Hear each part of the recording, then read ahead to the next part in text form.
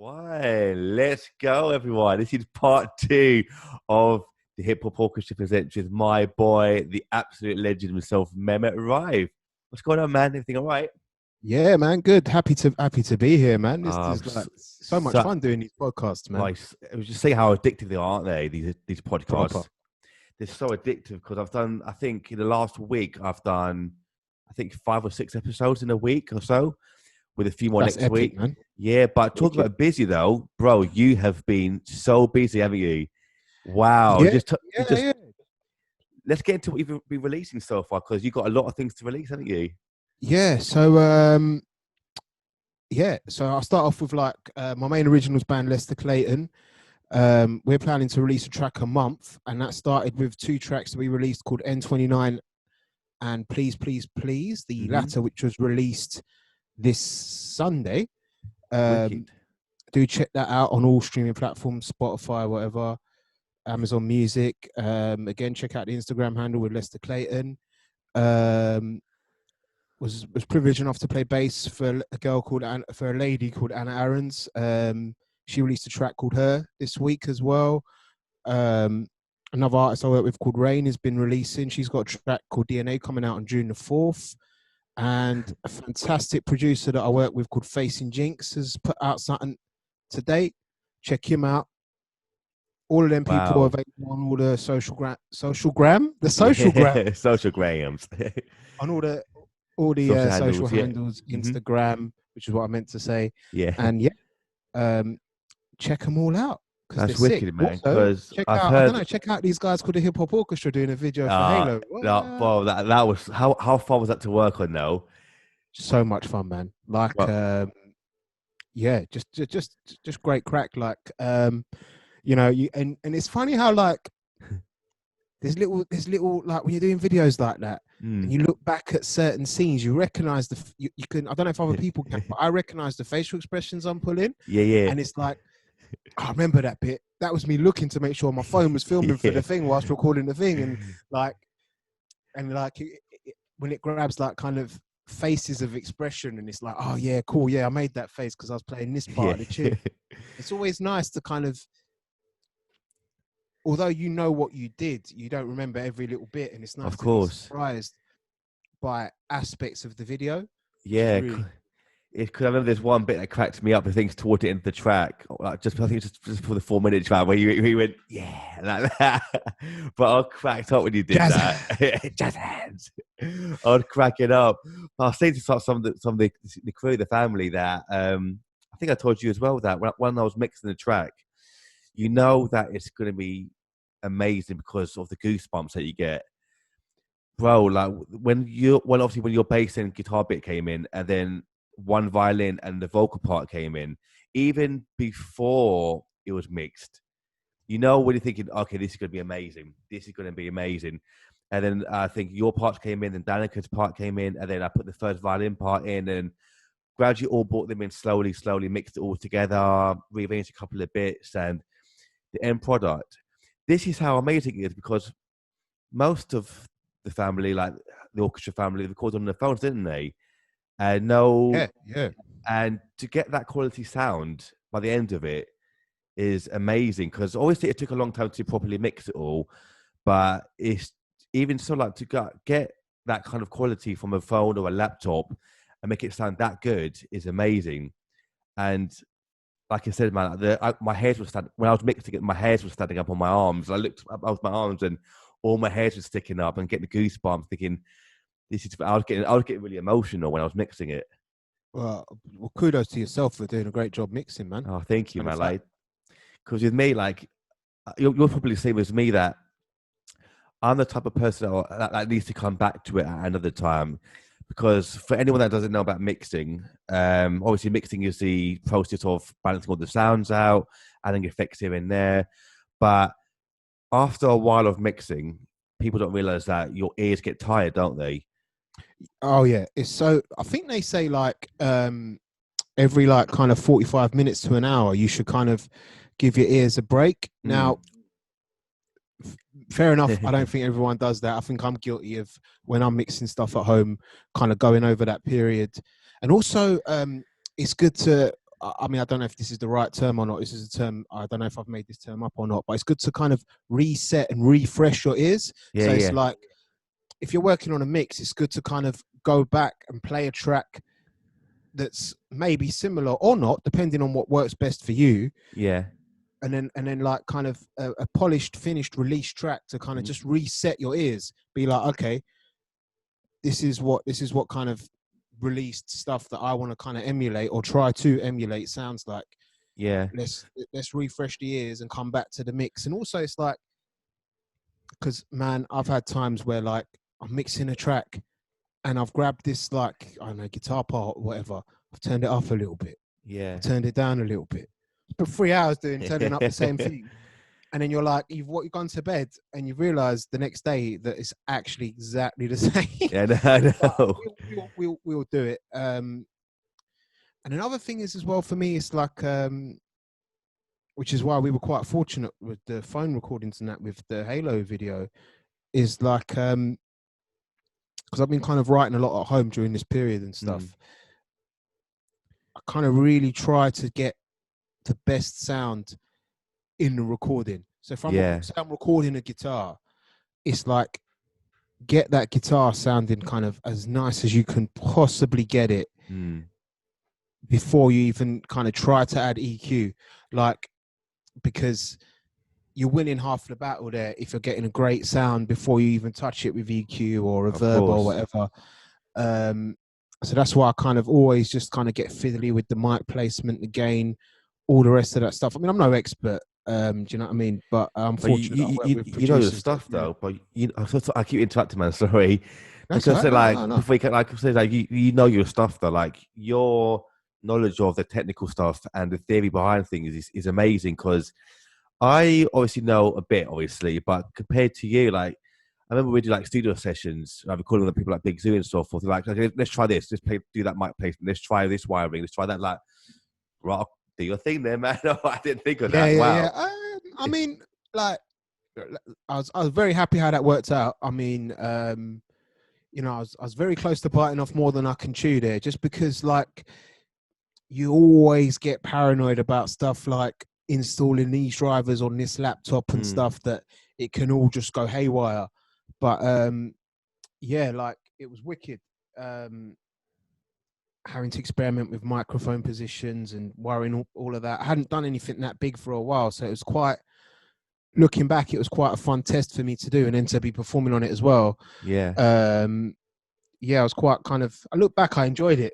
I might have been getting a bit stressed at the time. I might have been pulling my hair out, but that's a terrible joke. But yeah, no, it was a lot of fun. It was. And how it came out in the end was fantastic. Obviously, unfortunately, we couldn't release the video because of different reasons, but nothing. But they said it wasn't down to us. It was actually because the track itself was fantastic. They said it was just because the visuals, unfortunately, weren't up to par with the sound, which is why they couldn't release it. But but they said, look, it's not you guys because your track was perfect. It's fantastic. The mix, everything was amazing. It's just the visuals weren't quite there, unfortunately. They couldn't get the right footage. But yeah, man, like you said about mic placements and experimenting with different things and learning from other mixes as well. And also down to your own taste as well, though. Because I realized that when I was at college as well, they showed us a couple of different examples of what's that Nirvana tune? What's that one of my famous ones? Da, da, da, da, da, da, da, da. Oh yeah, Smells Like Teen Spirit. Yeah, I had teen in my head. I couldn't think of the name. They showed us a couple of different mixes of that. I think Rick Rubin did a mix of that, and someone else did a mix of it. And you can tell how completely different each one was.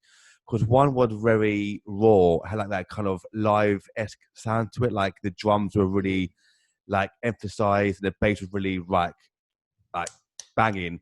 But then the other version, I think the Rick Rubin version, was like very stereo and radio friendly. Like everything was very polished and clean, and which is obviously the version we hear now. But like it's just a lot of mixing thing is down to taste as well. Like and obviously genre as well. Like for instance, if we're working with say like rock or thing like maybe hip hop, we know that for instance drums are one of the most obviously crucial parts of that genre. Or if we do maybe classical, for instance, we know that maybe the strings are the most important. I don't know, everything's obviously equal, but you might think that the strings are more important than everything else. So we've got to make sure that they're more prominent and more better, more clear. I'm not using my sentences properly, but if that makes sense. And like, just kind of getting in that mindset of kind of mixing what's right for the track, what's best for the track. Yeah. I realized as well that with the Halo track, there's, like you said, I had to focus on what was right for the track, and we're working a lot of different parts. It's hard to get lost in all of that. So what I done was I mixed things in groups. So I did obviously your parts first, for instance. Then I did the strings all together. Then I did the vocals all together. Because as with the thing with everyone playing different parts is everyone has a different technique as well. So even though, say for instance, we had two guitarists on the track, say had two acoustics like you and maybe someone else, you might play the same part differently to how they might play it. So things might not always gel properly, but luckily everything gelled so well. And with the vocal parts, I had to realize that one person might have a stronger voice, for instance, than someone else. You got to make sure that balance is just right. So there's a lot of elements in mixing that people don't always realize. People think it's just an easy process, but it does take forever. And like you said, man, after like 45 minutes to an hour, your ears get tired, and you got to step back and come back to after with fresh, clean ears and thinking, oh, okay, I didn't realize that bit before. Okay, let's go for that then. Let's turn that up or EQ that section. And but you know what? I love mixing. I love it. It can be a long process, but the process of taking something that's that raw audio file, and turn it into a raw like piece of charcoal and turn it into a diamond in the audio afterwards is amazing. And going from something that's I'm gonna stop it right there, but something that's raw and fantastic and polishing up and changing into a diamond is an amazing process, which I love. It's a wicked analogy, because I'm not going to lie, you said charcoal and automatically I think sort of like mangal and stuff. Well, I want to sub so bad right now. Because it's an instrument within itself. Yes. It's like learning another instrument. Or sometimes even harder than learning another instrument. And it's definitely a skill that sometimes is overlooked. Maybe not as much these days, but it's still sometimes overlooked. And it's just such an important skill to have, and so important to use the right person for your tracks if you're getting someone else to mix your stuff. Of course, because people don't realize that. Yeah, because people don't realize that the mix of the track is what can make or break the track. People don't realize that as well. That you can have the best track in the world. Like going back to Smells Like Teen Spirits, if that was mixed terribly, can you imagine if that was mixed badly and it wouldn't have got the longevity or the what's the word I'm looking for? That it wouldn't have had the impact that would have done. It would have been like maybe, it would have done, but maybe not as much as it did, if that makes sense. Because people don't realize that their mix of a track can make or break it, and if it's mixed badly, it can ruin. It can take an amazing track and completely ruin it, and vice versa. You can take a crap track, mix it fantastically, thinking, "Oh wow, that's amazing," and it brings a whole new experience as well when listening to a track. You're thinking, "Okay." I realized that an example, like I know that Lenny Kravitz, he kind of pans his guitars a lot, doesn't he? For that kind of I love doing that as well. And for those who don't know what panning is when you send the audio file or a sound to one headphone or the other instead of having it in both at the same time. And when I listen to his tracks, is like I said, like for instance, "Are You Gonna Go My Way?" You realize that I think when the second guitar comes in, it goes to the left headphone. Or vice versa. And it's these like kind of little kinks and techniques that make or break a track and are really fun to use. It's good that you mention it, because it kind of brings me to one of my favorite guitarists as well, a guy called John Frusciante. A lot of people will know him from being like the Chili Peppers main guitarist, and I think he's rejoined the Chili Peppers as well recently. Yeah, he has. I love the Chili Peppers because they've kind of they've got two members, a guitarist and a bass player, that influenced me massively on both bass and guitar. But anyway, going back to kind of John Frusciante's solo stuff, he's very raw with his mixing, but it's raw for a purpose. Mm. It's not just like raw because he can't be asked, or maybe he was. I don't know. I haven't met him personally. Maybe one day, but there's loads of little quirky things he did. Like there's tracks where if you kind of listen to one speaker, you can hear him turning the page of his lyric book, Oh, really? and it sounds awesome. Yeah. And again, what you were saying about guitar solos, there's a track called Anne, which I'm forgetting what album it's off. I believe it's Curtains.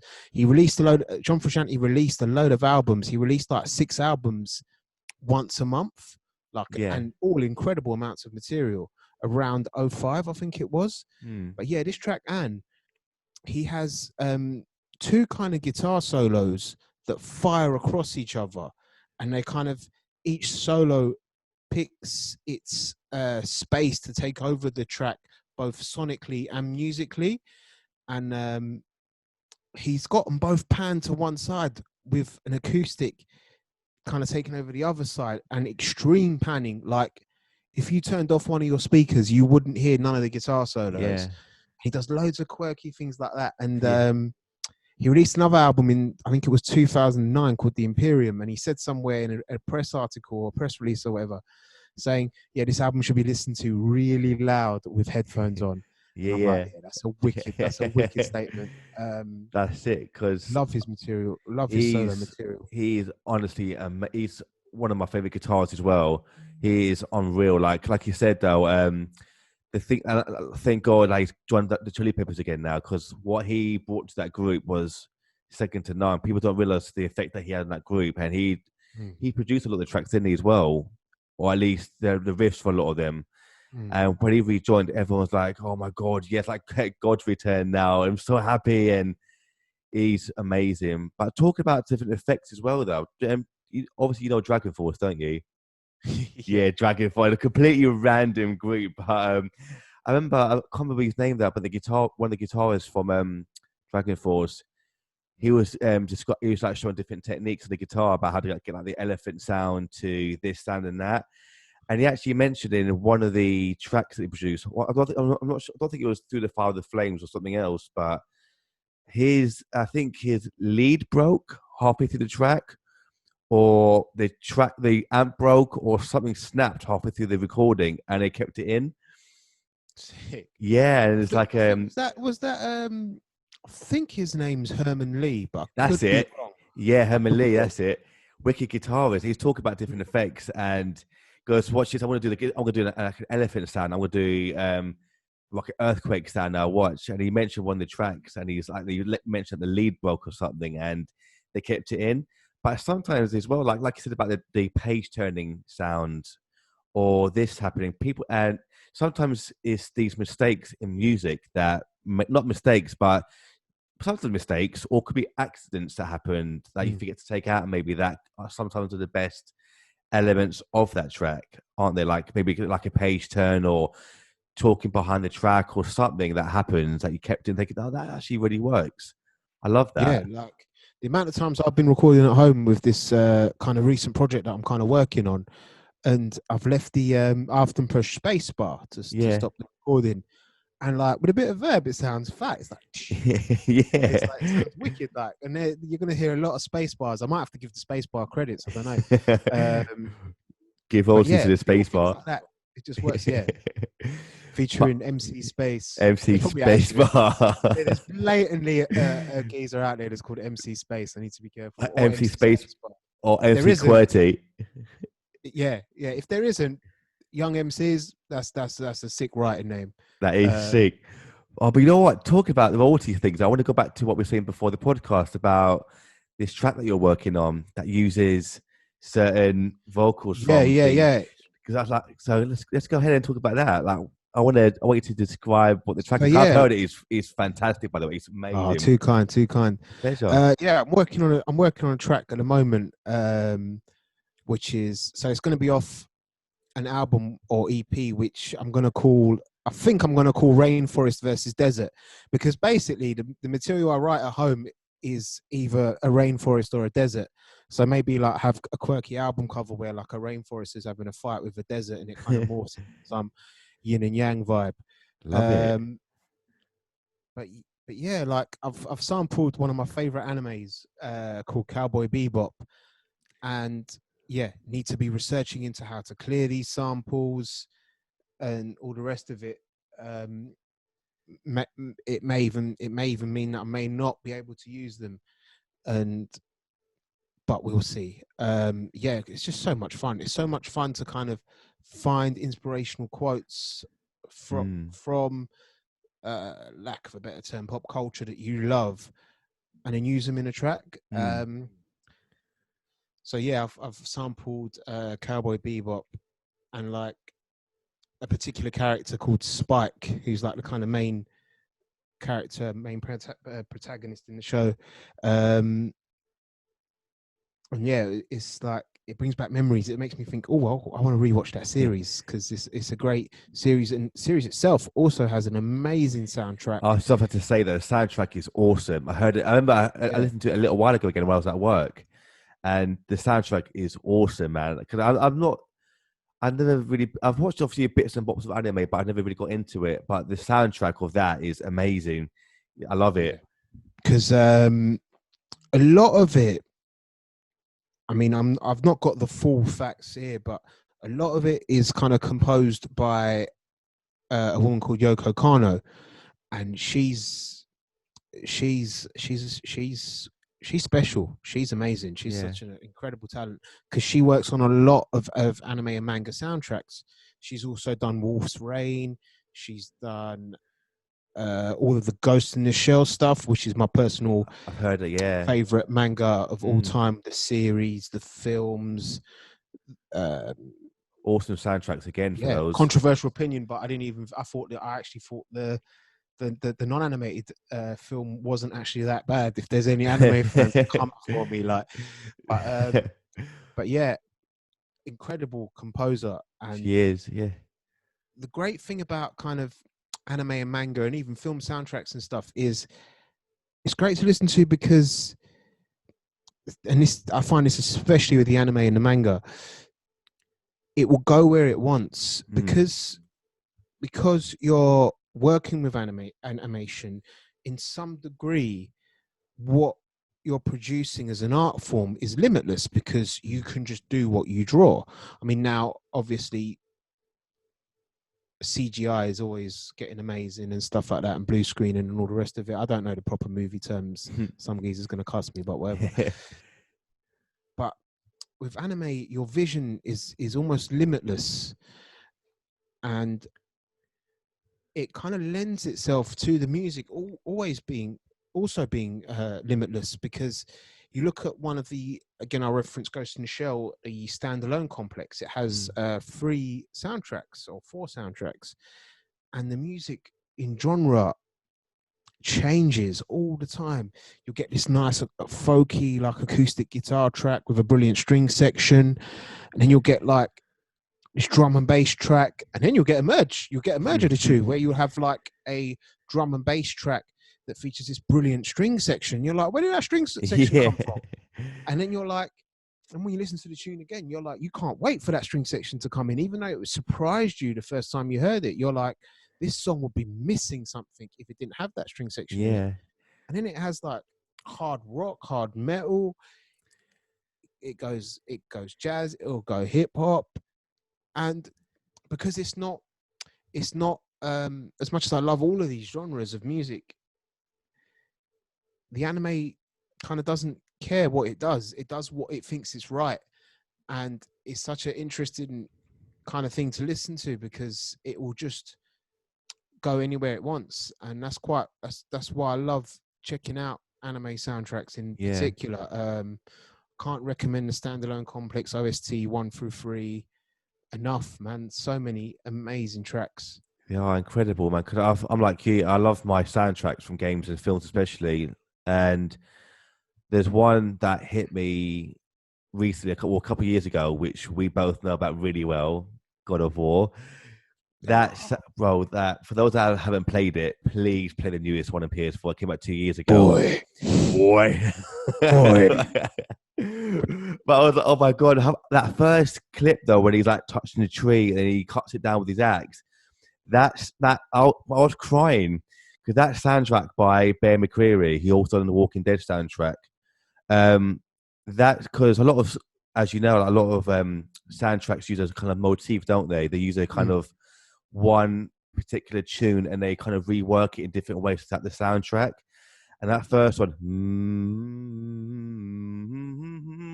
was getting kind of repeated throughout the whole soundtrack at different parts with different keys. And that soundtrack for me is one of the best soundtracks I've heard in a very long time. And going on what you just said there with that motif, it's amazing because when that motif kind of comes in, or when that theme comes into the game, or whilst you're playing it, it's like, you know, something's going to happen. But it's the same with like films and anime as well, whatever. It's that sense of kind of what's going to happen. I need to pay attention. Whoa. Yeah, it's so true. Sometimes not in that order, but yeah. No, I know exactly what you mean, man. Because people, like, obviously, people do realize, but might not always pay attention to it. Is the music behind the games and the films? They basically help portray the game and film in so many different ways. Because, like you said, like take for instance Jaws. For instance, go back to the 70s and 80s. Look at Jaws. How simple that theme is. I remember the story of that when it was getting done by obviously John Williams, the legend John Williams, that when he was composing that with Steven Spielberg, I remember Steven Spielberg saying that he hated that at first. He goes, that's not going to work. Yeah. And Steve was like saying, hey, Steve, he's saying, it's not going to work. Steve. My mate Steve down the road at the pub. Mate Steve, yeah. Mr. Spielberg. He would say, like, it's not going to work. I don't like this, so it's not going to work. And John Williams was like, trust me, it's going to work. And lo and behold, it's still to this day one of the most famous soundtracks of all time. And just that, you know something's going to happen. I was like, shit, something's going to happen now. And it's familiarity. It's like as soon as you said Jaws, I'm going in my head. I'm going, like, like even sometimes when they cut the music out in films, like obviously there's a lot of music in the background which people might not always pay attention to because it's always there. But even sometimes when they cut it out, for instance, like a horror film, you're thinking, "Oh, what's going to happen next?" So sometimes it's just music as a whole just makes everything so much better. And if it wasn't for music, then I don't think a lot of films wouldn't last as long, or a lot of games wouldn't last as long. It's just that has that huge impact. And now that I feel games have taken over the film industry in terms of how they look, how they sound, people are finally taking more of a notice of games now. Because take for instance Call of Duty, like this was about 2-3 years back now. I heard this, that there was 1 billion players around the world at a time playing it. Wow. I mean, that's a seventh of the world playing games. That's just one game. That's mental. It is. Yeah. I mean, I wouldn't go as far as to say kind of taking over, just because I think they're aiding each other in a way, and it's like, again, referring to that kind of the fact that games have just limitless scope to where they can go. They can go where the processing power lets them, which is quite vast now, and just the way they're able to kind of paint a picture, tell a story. It's amazing how these aspects of gaming have developed over the years, like games like Last of Us. Yeah. One of my favorite games of all time. Like you mentioned, God of War. Even stuff like Uncharted. It's not quite got the storyline, but the way it's got a great blend of everything, playability and everything else. Yeah. I've always called them kind of like interactive films. Like if you go back to like the Metal Gear Solid days, obviously we're going back to PS1 days, 20 odd years ago, where 95. Wait, 95, nice. Yeah, when I think it got released in 94, 95 in Japan, and then I think a year or two after. But that is more or less 20 years, isn't it? Yeah, 20 years, 25 years ago. Yeah, let's say 95. Yeah, 95. Not that old, yeah. Yeah, already there. But even since then, like talking about obviously the graphics don't hold today, but if you look at the actual story and the gameplay and the music, like you're actually playing a film. You're not just watching, you're Yeah, actually playing it. And ever since then, I've kind of always thought of them as interactive films yeah. because, like you said, now they're catching up to films now.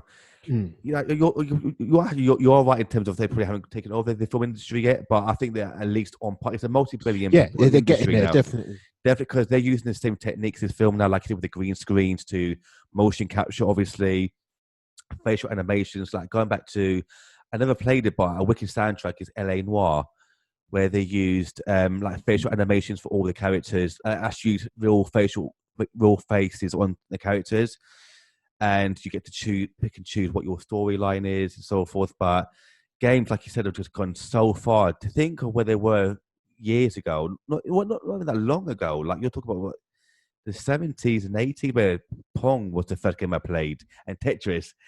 And I think, yeah, it is. Yeah, To think it Tetris got, is a great game, but yeah. oh, well, Um, yeah, but I love Tetris. But to think of where games have gone from this to where they are now, like with The Last of Us. Actually, I'm not going to ruin it, but did you hear the leaks? Hear about the leaks of Last of Us 2? I know. I've heard it's coming out soon, isn't it? It's out in like 2 months, no? I think, yeah, I think it's coming out soon. Yeah, July, I think, July 5th. But did you hear the controversy about the whole leaking thing that happened? Nah, I haven't. Nah. I'm not saying What? anything right now. Something bad happened a few weeks back with Last of Us 2. And do you want me to mention it or shall I leave it? Because I don't want to spoil anything just in Well, case. first I'm gonna wait for my eyebrows to lower naturally. Like, Okay. well, Because, I think I'll leave it. I think I'll yeah, I'll leave it. I leave don't it. think Yeah, I need a okay. spoiler. I'm a bit. No, I won't. I won't. I've got a theory, but I'll discuss that with you in private, Yeah, just okay. in case some geezer gets vexed because he sees this podcast on YouTube and goes, "You ruined Last of Us for me." I was not saying nothing because apparently what happened is they're blocking everything that or anyone that mentioned Last of Us 2 now is that bad. But I'm just going to leave it at that now. So if this gets banned, I'm going to leave it at that. But anyway, but yeah, talking about games of how much they've improved over the years is scary, and people are just finally taking notice of how much work goes into games now, and thinking, "Wow, this is actually fantastic." And I saw a lot of people different soundsets from different games, like The Last of Us to the Metal Gear Solid series, Uncharted to Assassin's Creed, God of War. Oh my God, you know when the Doom soundtrack, for instance, as well, the new ones, one from 4 years ago, and this one we got Journey soundtrack. Check that one out as well. Bastion soundtrack. I just love my soundtracks. I've got like a whole huge Yeah, collection next it's to me right wicked. here. It's The wicked. Wicked. Man, but I love it. That's I can't lie. That's been a dream of mine to be a computer game and film composer. Oh, that'd be amazing. Like, I remember I did have a little piece used in a short film once. Really? But very small scale shorts, wicked short film, but very kind of small scale. Um, and that was a lot of Nice. fun. And my band actually had a track called the Lester Clayton band had a track called Fred and Ginger, which got used in a short film in America. No way. And it actually got some. This is really bad because I should remember exactly what happened, but this was a few years ago. But I actually got like a little award. No Um, way. cool, yeah. Wow. I Well can't remember done. the award because I'm evil. But there you go. Yeah. Ah, man. The Leicester boys, Wolf and them boys, they'll be watching this going, Mem, how can you forget? I'm sorry, boys. Sorry. Oh, but talking about films though, I remember about 5, 6 years ago now. I went to I think it was like a PlayStation event where a couple of engineers and so forth were giving talks on how they make the sounds and music. And Oh, wow. one of them was a Foley engineer. Obviously, obviously he records the different sound like footsteps and sound and so forth, the games and films. And I put my hand up at the end when the questions were coming up and said, "How do you pick your composers for different films, games, and so forth?" What's up? Sorry, Georgia. I'm gonna Oh. have to cut you off. Basically, I'm in the loft and my window's open, and this little guy has joined the podcast. Now she's been chilling. Now she looks all cute and adorable. Let me move the thing quickly. I can see it's so cute. But let me just close the window quickly because that Go ahead. face is ready to hunt, and she might jump out the window. Go ahead, do your thing. Should check my phone once you do that. Got a million messages. The perils of professional podcasts getting interrupted by a cat.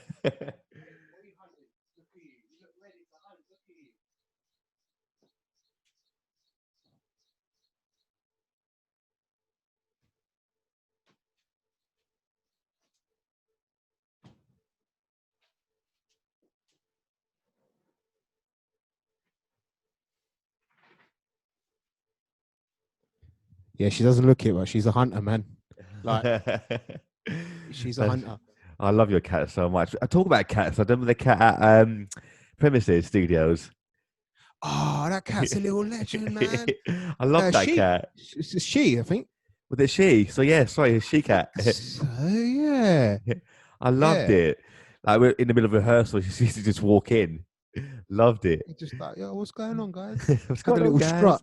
Little I don't know how cats can move their shoulders like this, but the cat kind of just has a little like six shoulders. Though. Seriously.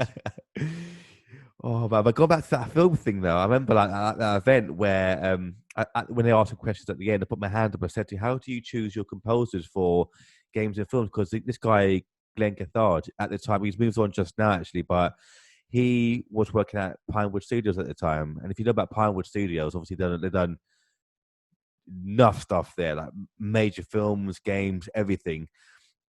And obviously I wanted to put myself forward. I spoke to him afterwards. Like, I'm a composer. I think this was a few years into orchestra. I was trying to get us involved, obviously, with any future projects and stuff. And I said, I run the orchestra. I'm a producer and composer as well. Can I get involved in any kind of future things you're working on, any future projects? He goes, sure thing, I'll keep you in mind. And I think 2-3 weeks later, he dropped me an email saying, we're looking for a composer for an upcoming major film. Are you interested? I was like, oh, yeah, straight away. So I obviously put myself forward.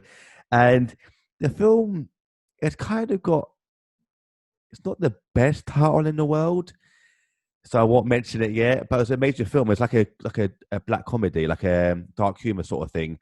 Oh, cool. And so I was working, and what they were looking for was like a really dark drum and bass track for parts of the film, which I've never done drum and bass before. I've done like hip hop, I've done classical stuff, but I've never really done drum and bass. I was like, oh, okay, let me just see what I can do. And going back to the samples, I remember I sampled I think it was at the end of one of the Linkin Park tracks, Crawling, I think, in the video where there's a sink sound where like the water's gone down the sink. I sampled that from the video to like really weird sounds, and he loved it. And we were going back and forth about trying different ideas out. I was like, that's fine, that's cool. So I tried to do what he wanted, and then he was loving it. And then out of the blue, he goes, oh, we got Junkie XL now doing the soundtrack. See you later. And if you know Junkie XL, he's done things like Mad Max to Batman, Superman with Hans Zimmer, and loads of major films. Oh shit, I can't compete with that yet. And then it's a funny thing was about a couple of years late, about a year or two later, when the film got released, I got off the train to go for a meeting somewhere or for work or something, and I saw the poster of this film on the stage. I was like, I was working on that film, man. I could have been on that. That was the worst. I was actually working on that film, and it was like a kick in the teeth, man. Because I was literally working on that film, and it's like right there thinking I could have been on that film, man. But I've done short films as well that were wicked. But that's been my ultimate dream, to be a proper games and film composer. Yeah, that'd be killer. Like, if you get all like you and the group involved in any projects, that'd be the best. Oh, because it's funny, because I was chatting to a good friend of mine, and he's an amazingly talented artist, and Clan Lachlan is his Instagram tag. Wicked. He's a tattooist and he's done the artwork for Lester Clayton, Please, Please, Please, and N29 and stuff. Wicked artwork. We were talking about how, like, wouldn't it be sick if he did a game, because he's a massive gamer as well. Yeah. And I did the soundtrack for it and stuff like that, and that'd be just epic if like, or like you were saying, like you could get a composition job for a film and have all your mates with the hip hop orchestra kind of involved. Yeah. That'd be killer, man. To Yeah, have man, like mates definitely. just involved in something together, because it'd just be an amazing experience. Because that's what life is. It's a collection of experiences, I think. Of course it is. And it's I think a goal in life is to gather as many experiences as possible, and learning from said experiences, whether they be positive or negative. I often like to kind of say that a mistake's sole purpose is to teach. We've gone a bit philosophical here. Sorry, No, I I went love it. in. No, I do. Like, I love Yeah, philosophical stuff. I love it. But not, you know exactly what you mean, though, because I feel like life is a lesson, and we should try and gather as many lessons as we can, and like you said, yeah, as many experiences as you can in life. And life is for living. And I know that with me, I kind of regret sometimes not going out sometimes, because I'm a very introverted character, and same. yeah, we both are. And that's probably the way we gel so well, because we're exactly the same. And I realized that there's been a lot of times where people are asked to go out somewhere. I'm like, no, I get really uncomfortable going out sometimes, Yeah, and I'll rather just chill at home, like read a book, put some yeah, music on, or just play my games, or do something like that, rather than go out or go clubbing or drinking or that yeah. kind of thing. And there's times where I've tried to go out and just try and relax and enjoy myself. Like we did in Rise, I tried to like just go out and enjoy the night after a performance. Was like, you know what, I can't. I get very uncomfortable. I get very, in a weird way, kind of claustrophobic when I go out. Like I want to go home. I just want to chill. I Yeah, I want to see go to what my you're bed. saying. Like it's really weird. Like, so it's. I mean, I was discussing this term with a friend of mine, and I was saying how I came up with this phrase, which, apologies if psychologists out there are going to just think this is a load of nonsense, but I refer to myself as almost like a functioning introvert, because That's a good one. what we do as so like I kind of a lot of my income is from teaching, but it's also from performing, whether it's doing function gigs or weddings or whatever. And it's quite an extroverted job in a It sense, is. especially when you want to try and kind of, especially with the original side of music, you want to try and really engage people in your performance.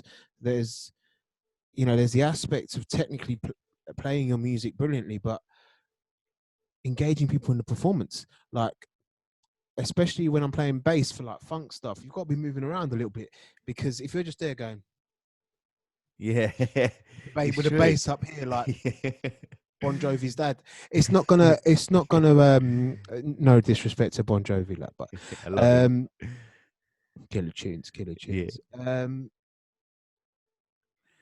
Yeah, You're kind of performing in quite an extroverted manner, and that's why people are sometimes surprised, kind of, when I say, "Oh, I feel quite introverted," and they're like, "But man, you go around, you dance on stage or whatever." Like, yeah. badly, I might add at times, but No, I love it. anyway.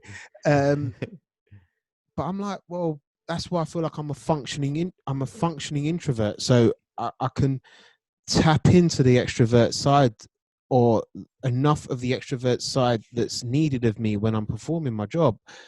But then I just feel more comfortable kind of acting what's traditionally more introverted. Then it's funny, because when you talk about being introverted now, because it's like, it's funny how it truly is yin and yang, and that's the kind of balance we should be aiming for, is a balance of when to be introverted and when to be extroverted.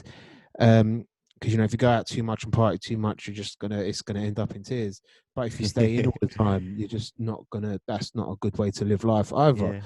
And it's the aim is balance. I'm a big yin and yang. Basically, I can always kind of bring any kind of form or any thought process back to yin and yang, and I think that comes from my Tai Chi sifu, Shi Delon. When I was studying Tai Chi with him, it's funny, as a sifu, he's amazing, because I use so many of his phrases when I'm teaching guitar, and he I remember can't you play saying. guitar. Well, he can play a little bit of what can he play a little bit of? I remember we was in Tai Chi camp in Slovakia, and he played a little bit of one track. What was it? House of the Rising Sun. That was it. He was telling me the Sick, chord. See. But there's so many phrases he uses, like learn from the wrong, that I use when I'm like teaching guitar or bass. I'm like, all That's right, look, brilliant. your hand positioning is wrong, and this is why it's wrong, and this is why it will teach you, because if you move this thumb here or whatever, and they're like, oh, cool, yeah. The pupils are like, my finger can hit the note better, and that's learning from the wrong and finding the balance of everything. I've lost my train of thought. I was going somewhere, but yeah, and yeah, that's what I was going with this. Like, it's funny now that we talk about being introverted, but yet it's weird how we're at a time right now where we're kind of almost being forced to be introverted with COVID-19 and everything, and it's like it reinforces that theory of balance to me. Here you go, you've got all the time in the world to play your video games, to write your music, and that's great, but you still miss people, and you still miss going out and seeing your family. And it's funny how for me myself, I do see myself as introverted, but maybe I was a little bit less introverted than I originally thought I was. Now that I'm in this position of self-isolation and, to fight the cause against COVID-19. And yeah, it's just interesting how the current situation has really helped you kind of analyze your thought process in a sense. Definitely. And yeah, with such a kind of serious situation that we're in, not to make light of the situation at all, because it's a terrible disease and it's hurt a lot of people. A lot of people lost their lives. It's interesting how it gives you that time to think, and it's for me, I do find it important to just kind of recharge and do what's best for yourself in this time, and gather your thoughts, and and just be ready for when stuff slowly begins to open up again. 100%, definitely. It's so true about it being introvert. Well, going back to what you said about being like kind of extroverted on stage, I feel exactly the same as you, because when I'm on stage, it's like a different side of me comes out, like a completely new character comes out. Like it's really different confident. persona in a way. Yeah, like it's really confident guy comes on stage. And go back to what you said about people like you dance on stage, you're so different on stage, you're so and with me, it's exactly the same way, because I like with being introverted, I'm quite reserved in my way, but being on stage, I'm like, well, I feel confident, I feel like a different character. I'm dancing around badly as well, but it's just it brings a different side out of you, and that's why I love performing, because the characters that I've wanted to be sometimes does come out on stage. That's a good way of putting it. Yeah, and there are days where I wish I could, like, I know that especially with my speech problem, that I wish I could talk better with people. But yeah, I know that I talk at 500 miles an hour most of the time, and people go, "What'd you say? Huh? What'd you say?" Like, Yeah, man. but we all like. I feel I have quite a diminished vocabulary, which is why if you look over this podcast, you hear Not at all.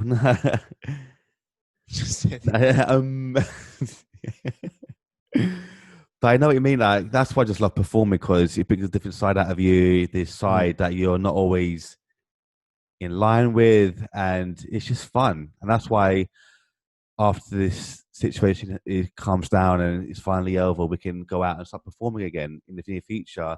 Yeah, I can't wait. Yeah, that's what I really missed, and that's why I love the video of Halo, because it brought that sense of togetherness again, and we're all together, like performing it in our own different ways, and it kind of it brought that always we're all together, we're always chatting with each other, and it's still not the same as performing together, but this was a kind of way to showcase that we're still together as a family, and this is what we like performing, and this is how good we are. And I just wanted to help cheer people up as well at the same time through our music, because like you said, it's such a terrible situation that we're in now with COVID-19, and like you said, people are losing their lives, people are getting hurt, and I just want to help cheer people up and kind of dedicate our gifts of music to everyone, just that help lift morale up and cheer everyone up. And I just got an email now, actually, of a contact we can help. We actually got a contact now, actually, as we're talking. Live. Which might be live. I'm going to email her right after. But I just love cheering people up and being with you guys and doing these podcasts as well, and the videos is something that I absolutely love doing. And I'm I just miss you all so much. I just do. Same, man. I miss Same. you all so badly, man. I just can't wait till this is all over and we could actually come meet each other for the first time in months and just give each other the biggest hugs. And I'm gonna kiss everyone and the rest of it. But I want to definitely do more videos, man. But in the meantime, just to stay home and stay. I know you're dying to say something, aren't you? Huh? No, No, no. okay, like, I was just. Do you know what it was? Is you painted the image of kind of another rehearsal and getting back and yeah, seeing everyone and being like, "Yo, what was up to?" yeah. It'll be amazing, man. It'll be Yeah, amazing. really can't wait. Yeah, But now we're gonna just obviously just a little while longer of staying back, be more isolated, staying safe, and then in the future, let's get back to normal and bring that hip hop orchestra power back to everyone again. And I can't wait. That's it. Really can't wait. Yeah, because it's. You gone? Sorry, gone. I mean, it's slowly moving. I'm not going to get into the arguments of whether things should be opening up straight away and stuff like that yet, because everyone has different opinions, and I'm not a medical expert. And also, I feel like it's very dangerous to be pushing your medical opinion on something if you're not a medical expert. Yeah. Because again, to quote my Sifil, the blind leading the blind, it's like if you're telling people to do this and you've got no medical background, you shouldn't really be you should just keep your mouth shut, because bad advice can cause such an extra problem and such an extra issue and cause many more issues even. Of course, that's why I'm the same. That's why I'd rather just obviously keep quiet for now and let the people who do know what's going on recommend what we should be doing. And I know that obviously a lot of people are going out and breaking the rules. You see thousands of people, like for instance, recently with the beach incident. Yeah, what? Yeah. Like you're saying, like obviously, I think they're saying from Monday onwards. We're recording this on the 29th of May, which is a Friday. That on the following Monday, which is I think the 1st of June, 6 people could get together from different houses. I think. Yeah. But even so, like we've seen pictures and videos of like thousands of people getting together and on beaches and thinking, dude, come on, man, just like please just keep safe for a bit longer. Yeah, and because we know that people won't listen to people. They'll break the rules. They're the ones that complain about everything else, if that makes sense. Oh yeah, which classic. I found out you're like, I don't care what you say, but why are you doing it, love? Here we go. But all I know is just keep more patient, stay safe, keep your distance from everyone, and then it's already been. This is what I think our 9th week now. I think 8th or 9th week. And I think it's gone. I've lost count. Yeah, I think it's gone really quick. Me personally, I think it's gone really quick. Yeah, I'd agree with that. Yeah. And I think that I think for me, that was a very, I mean, other people are not like this, but for me, that was a very kind of structure I had to undertake to get through the days. It was like having the day structured. Like I wake up, do a bit of training, do my bass chromatics, do my guitar chromatics, break. Yeah. Have the day scheduled, a bit of writing time.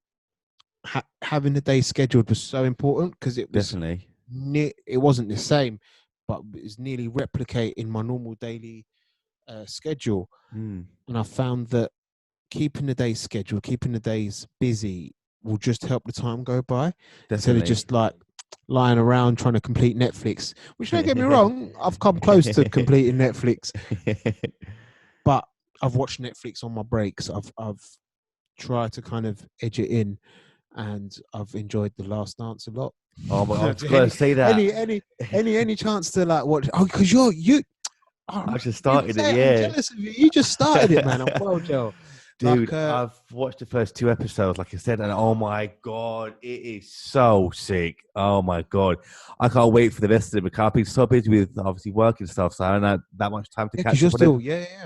Yeah, although I've been on half term this week, I've still got lots of things happening. So obviously the video things to the podcasting to planning for school next week and so forth. So my time, like yours, has been very structured and very busy. So my day has just flown by. And when you know it's like 10, 11 o'clock at night, I'm tired, like, you know what? Should I watch the episode now? I want to go to sleep now. I might do a bit of reading and then go to sleep. But The Last Dance, for what I've seen so far, is I love it. I just can't wait for the. You know what I done actually? I can't lie, man. Like I mentioned on a previous episode that I'm not a materialistic guy, and I'm just happy with just being having like food and water and like the basics in life that I need. And don't get me wrong, I have treated myself every now and then to things, obviously, but you need to. But Like I anything, would balance. you balance exactly, and I get joy from treating other people and making other people happy. That's my joy in life. But you know what? There was these Jordans that I wanted from a long time ago, the Chicago ones. And after I watched, it's like, you know what? Fuck it, I'm gonna just treat myself. I've worked hard. I'm gonna order these now. What his like his first ones that are like red, white, and black. Yeah, those ones. Yeah, they're And beautiful. I couldn't resist. I was like, you know what? They're on offer. I was like, you know what? I'm gonna treat myself. Let's get it. Where were they on offer? Like At the eBay, like eyes got big there. Like, yeah, what was, because some people were like selling brand new for like quite not well cheaper than they normally were, yeah, and obviously they're Jordans. They're still going to be a bit dear. Like, it was a but big yeah. deal. But you know what? I love I love my trainers and my sneakers and stuff. I love my Jordans especially, and you know, I got the low top ones, which I've worn a few times, which I absolutely love. Then I couldn't resist. I had to get the high top versions of them, and I just love them so much. I love them. So they'll be coming hopefully next sort of few days or so. But yeah, like you You said, got that to all send about me a that picture of them balance. when they come. I will. Because they're red, white, and black as well. So they've Yeah. always appealed to me because me and you obviously are both United fans and us United Oh, colours. United. Um, so yeah, they do look amazing. Like because there's a lot of certain football fans are going to be controversial here, going to not like this statement, but you can see a lot of when you're watching the Last Dance, you could see a lot of similarities. I find a lot of similarities between that period of Chicago Bulls basketball where they've won the 6 titles and stuff. And I'm United as trying to kind well. of talk about the Bulls without doing too many spoilers for you, but you kind of already knew they won 6 Yeah. titles, didn't you? Yeah, I knew that. Yeah. Cool. And like between the United period of the 90s, where before Fergie took over. you know what it is? No. What it is I'm about to do another little. You knew that Jordan played something else other than basketball. Yeah, of course he did. Yeah. Okay, cool. So I'm not going to spoil that for you. Yeah, I know. So if you look at, it's funny how it all kind of nearly lines up. You look at the, I see some similarities between Jordan and Cantona. It's like we were a great side, but Cantona was the final piece of the puzzle. Cantona, and I'm going to quote a fantastic United podcaster called Stephen Howson here. He summed it up brilliantly because he said this statement and I was like, wow. And what he said was football was like something that was really good in black and white and Cantona added colour.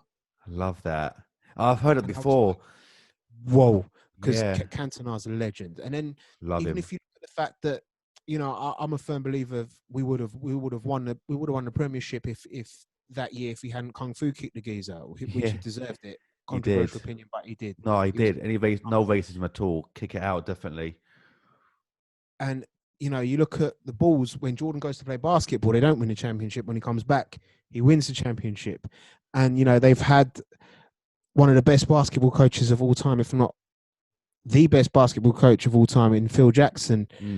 And then there's a similarity there between him and Sir Alex Ferguson. And it's like, I think that's one of the many reasons why that documentary appealed to me, because I saw you can see similarities outside of the sport of basketball. I'm a fan of basketball, but there's so many people that are watching it who are not mega fans of basketball that are falling in love with that documentary because they're sports fans and they can see similarities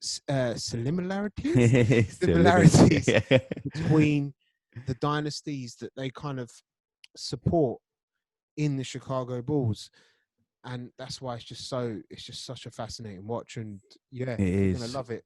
You're gonna love it. I never thought of it that way, like you said about how similar they were in terms of the player, the coach, the team itself. Because I remember when even before Cantona, when Fergie took over, obviously in the 50s when United were dominant and the horrific, obviously, plane crash happened in the 50s in Munich. And they had that. Rest in peace, man, definitely. And that whole rebuild afterwards had years of obviously rebuild, and then the success that had to wait for years. Sorry, just wanted to you mentioned the Munich Air Disaster. I've got to give a shout out, or I don't know if shout out is a bit of an undermining term. I've just got to give a respectful mention to a legend that sometimes is overlooked when looking at the Munich Air Disaster, and that's the legend of Harry Gregg, who um, was our goalkeeper at the time and saved a pregnant woman from the crash, and also saved a couple of players from the burning crash. Wow, And did he's he? overlooked. He's not mentioned enough. I feel, to be honest, I feel he should have a statue outside Old Trafford. I know you've got the Trinity that is deserved Yeah. statue. You've got the obvious deserved statue of Sir Alex Ferguson, but he deserves a statue as well. I honestly believe that. Wow, I did He's not know passed that. away now, but yeah, he's a Harry, legend. Harry Harry Gregg. Gregg was his name? Yeah, he was Wow. an Irish guy. Wow, rest in peace, man. I did not know that. See, that's Yeah, a real sorry. hero. Yeah. That's all right. I just didn't know. See, I love hearing these different facts that people don't always know about, and for me, that shows what a real hero is. Because I remember, kind of going off track now. There's a wrestler who recently passed away this week, um, who was in he got caught in I think an ocean, where it was in the sea where the waters were going really rough, and he said Who was it? Who was it?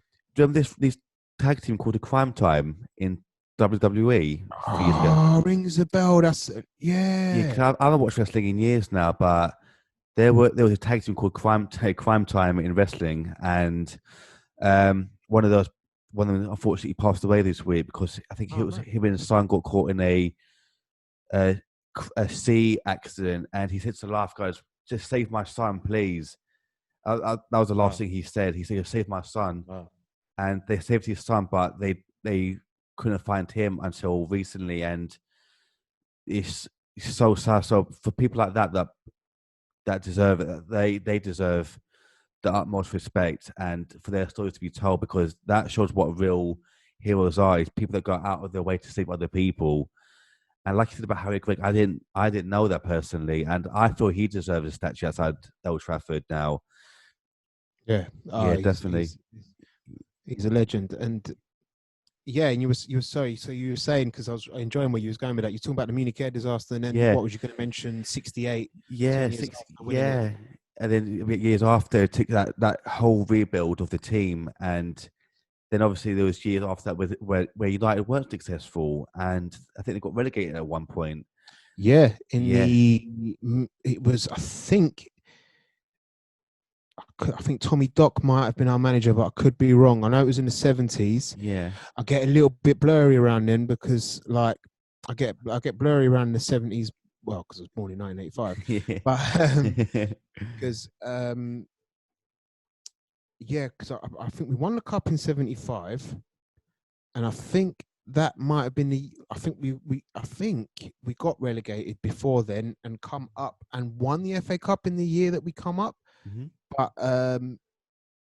don't quote me on that. I've not checked my facts. I'm going off of pure pre-mem years yeah. of memory. Yeah, you can quote me on anything from the 90s onwards on United, but you can't. Yeah, you can't quote me on that. But yeah, and we were kind of like a cup side in the 70s, Yeah. weren't we? Really, that was the kind of best we were doing. A couple of second place finishes here and there, Mhm. and you know we finished second in the league before we got Cantona. Yeah.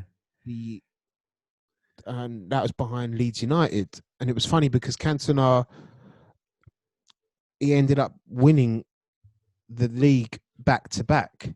Mm. He won the league with Leeds and then come to us and won it with United.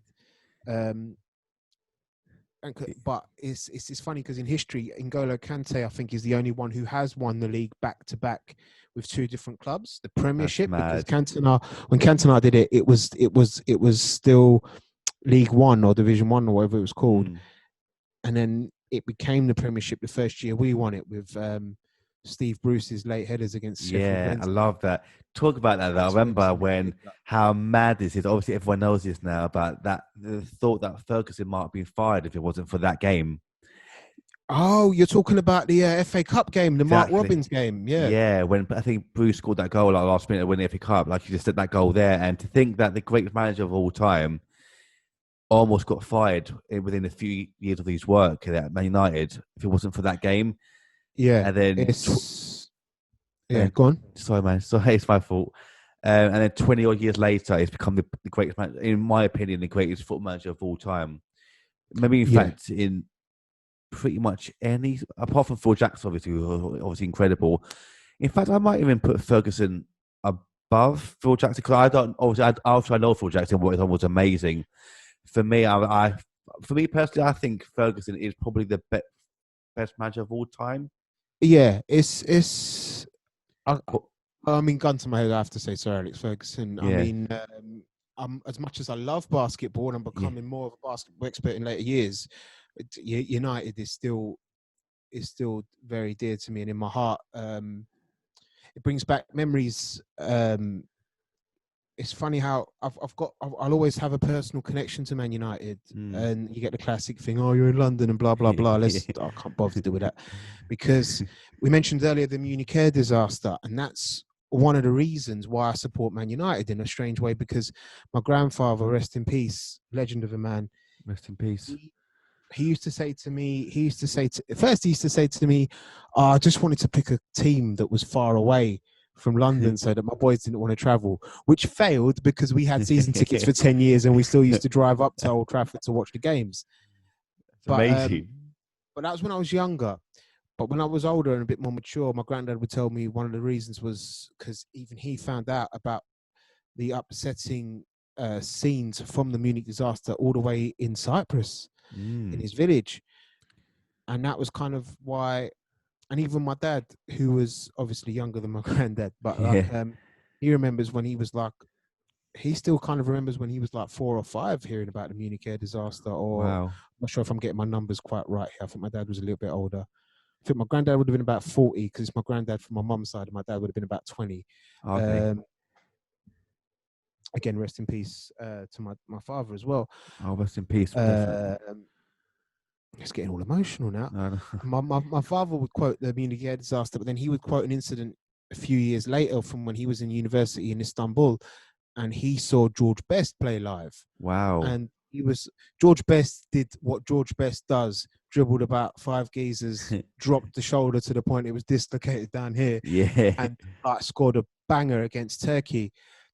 And he got asked to leave the ground because it was getting controversial, because he was cheering in like the Turkish end, and he was like, yeah, I got to support this geezer, like. Yeah. So yeah, it's just, and it brings back, having lost my father, those memories of football kind of always stay dear to me, because those were some of the greatest times where we used to travel to Old Trafford. We used to drive to Old Trafford, watch the games, and kind of talk in the car and get to know each other, and like, not get to know each other, but You know, build that I know what you mean. father-son Yeah. bond. And that family bond as well, because I used to go with my uncles and stuff like that.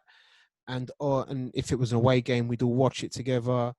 Uncles will come round, and it was such a kind of family experience. And it's very interesting how a love for a sport and a love for a team can replicate that family vibe. You feel, and I think Man United, especially over the years with the class of '92, how we kind of brought up youngsters through and stuff like that, and how we always have that firm belief of bringing and giving young players a chance, even now with Mason Greenwood and other players. It's funny how I link football to a family experience, because I watched it as a family and we got together and watched the games. But then we're supporting a club which, despite being owned by absolute idiots called the Glazers, Yeah. we are there's still a very family. There's still a big family element to Man United, to its history. Like I said, the class of '92, Mason Greenwood, and other great young players that have come up through our reserve system over the years. You know, legends that get overlooked like Wesley Brown, John O'Shea, players like these. And yeah, went off on a tangent there, but No, it's fine. I love it. No, I think it's because during isolation, I like listening to United podcasts. Like I I listen to a mentioned, few as well. Carson, Adam McCullough, Stretford Paddock, all these guys are doing amazing podcasts out there. And it's like, I like having a podcast whilst I'm like kind of making a meal and stuff like that. I like Yeah. to kind of utilize time as efficiently as I can. So it's like, even if it's in a leisurely sense, it's still an efficient use of time. So if Yeah. I'm just cooking a meal and I can still listen to a podcast at the same time, things like that, I just love doing. I'm exactly the same because I'm exactly the same because when I'm doing whether it's cooking, the cleaning, or planning work or whatever I'm doing, I just put a podcast on in the background or my headphones on and just listen to other United ones or Joe Rogan one where he talks to a couple of inspirational people. I'm really listening to Some of the Rogan ones are wicked. Wiki Mike. I listened to again. I heard it a while back, but I listened to again to Jake the Snake one. And the stories about Andre the Giant and stuff, man. Amazing. Like he's onto the Giant stories of what everyone says about him. Obviously, how huge he was, obviously, but have you heard his drinking stories though? Of how much he used to drink? Drink like 40 beers a day or something. Like it's ridiculous. I might be making up these figures, but no. There's one session where Ric Flair said that in one night he drank over 100 beers in one night. I can believe that, man, because there's a brilliant image of him holding a beer can. Yeah. Like he It's makes like this. he makes like I've got this lighter here. He like holding this lighter is like him like holding a beer can. It's like this. Like it's just like, bro. Have you seen his documentary though, the Andre the Giant one? No, what's it on? I need to watch that. I think it was. I watched it a while back. I think it was on Netflix or Amazon. I think Amazon. One of the two do like these wicked documentaries, like former sportsmen and stuff. And I'll check that out. I'll definitely check that out. That'd be amazing, bro. It's awesome, man. Like check it because obviously he mentions his larger than life character, but it's amazing, but it's also very sad at the same time because of how big he was. Obviously 7'4", whatever he was, huge, and everyday life for someone that big is so uncomfortable. And obviously the world's not built for giants like that. Whether it's airplanes, it's a bit better now, but it was then. You know what was his career span? It was kind of like was it like I could be wrong here, but was it like kind of mainly 80s? Was it like late 70s to 80s? 70s to 80s, I think. Yeah, I think he died in his late 40s because of the pressure on his body and how much he drank. But they said he drank so much because he was in constant pain all the time because the pressure on his body being that size for any person causes immense damage. And to make things worse is what people, a lot of people loved him. We all loved Andre the Giant. A lot of people were making fun of him in front of him as well. And that obviously upset him. It would upset anyone. Jake the Snake mentions that story about how like there's some punk kids threw a beer can at him. Yeah. And he lost it and he grabbed their car and flipped it. And the feds come by and they were like they arrested them. They looked at Andre or the kids and they were going to arrest the kids because they didn't want none of that smoke. Yeah, there was. Can I remember Hulk Hogan as well? He mentioned the same thing in a slightly different way though, but he mentioned a single story where like obviously they're throwing cans at him and he chased after them and flipped the car with 4 fully grown men in the car as well. And how scared would you be though if a giant ran after you, flipped a car with 4 fully grown men in it as well? Like, oh my god! But it's things like that you feel so bad for him because obviously we see a lot of these people as obviously we don't because we know the ins and outs of everything. But a lot of people see entertainers as just that. They don't understand the bullshit they go through behind the scenes, and they don't. Sorry, I'm just going to get up an image because there's a brilliant image to sum up Andre the Giant. Go on. I'm going to allow you to share it as well. With there's a picture of him with there it is. How do I do this? Shall I share my screen? Yeah, I've just allowed it for you to share the screen as well. So you've got to share screen. Click on that button. Just picture the image up. All right, I'm going to get share screen. Yeah, share that. Nah, share desktop. That'd be easier. There we go. All right. So this that one. Yeah. Oh my god, that picture of him and Arnold. No, I've seen that before with him on Schwarzenegger. And what's his name again? The basketball player. That's Wilt Chamberlain. Thought so. A legend of a man as well. He is. Look at that. Look at that. That's mental. And Arnold's like 6'2", and he's 6'. Yeah, I was just going to say that he's 6'2" as well. And to think of a guy that size, looking like a little kid in between these two giants, That's so scary, isn't it? But he's a Crazy. giant himself. He's 6'2", and he looks tiny compared to them. But I loved Andre the Giant, though, man. I loved him. And just watch that documentary that I think it's called The Eighth Wonder of the World. I think it's called. Oh, I'll check that out. I think it's called that. I'll send you a link after. Actually, in fact, let me try and quickly find it now. We're not going to get in trouble for me sharing the screen of that picture. No, of course not. I shouldn't do. That's fine because it's all Google Images, isn't it? So it's fine. Andre the Giant documentary. Oh, it's on HBO. Sorry. But check it out if you can. I'll try and find you a link for it as well somewhere. But it's an awesome documentary, man. 'Cause I love my documentaries. Yeah. So watch that one, check that out, and I might check out the Jake the Snake one as well. Yeah, that seems like a good watch. Yeah, that does look like a good watch. A friend of mine who's a massive wrestling fan, he was telling me to check that out. So many good documentaries, man. there are. I love my documentaries. I've watched so many. There's one, a wicked one you should watch is Joe Rogan mentioned this one as well after I watched it a long time ago called Invictus, where you know the Russian scandal that happened with the Olympics a few years ago, where they got caught for cheating, the steroid scandal.